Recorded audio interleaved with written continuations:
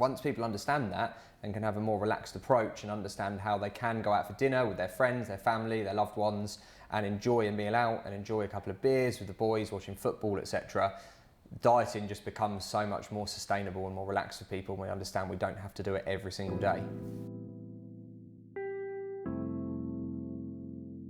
I am a personal trainer and online coach.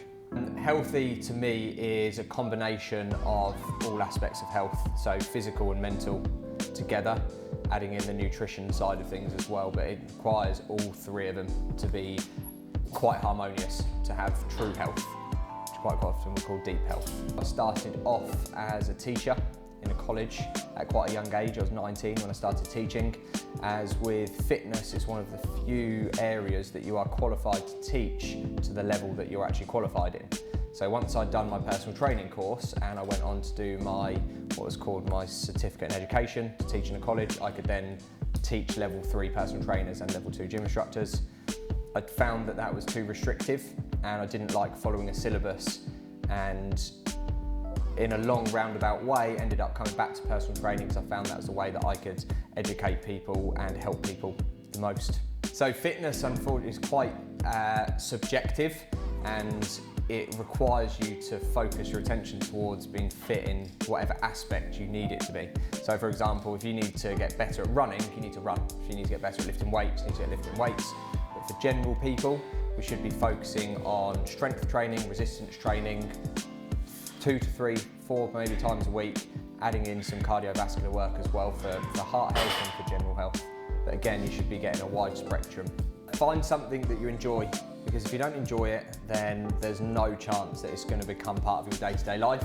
And the first thing that people do when they try to get fit is they start running. And running for a lot of people is no good, but that could be something as simple as going for a walk every day down by the seaside, or going for a walk on your lunch break, or anything that you find enjoying that just gets you moving more and more on a daily basis. But it can be literally anything: gardening, house cleaning, cleaning your car, anything. When it comes to fat loss, most people are generally on the right path and on the right track, just maybe with a little bit of misinformation. It's so difficult with all the information that's been put out there over the years, newspapers, medias, that everyone's very confused. So the first thing that I like to do is try to get a bit more clarity and make things very simple for people. That normally is very easy to do, and as you find that people start to be a little bit more aware of what they're eating, so I normally ask people to do a food diary just for a couple of weeks. That allows me to see what they're doing on a daily basis in terms of their eating habits that pre-exist. We can then break down and work together where we can make that maybe a little bit more suited towards fat loss.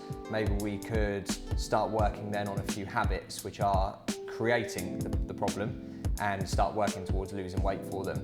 But I like to make sure, and I really emphasize this to all of my clients, that you don't have to diet every day.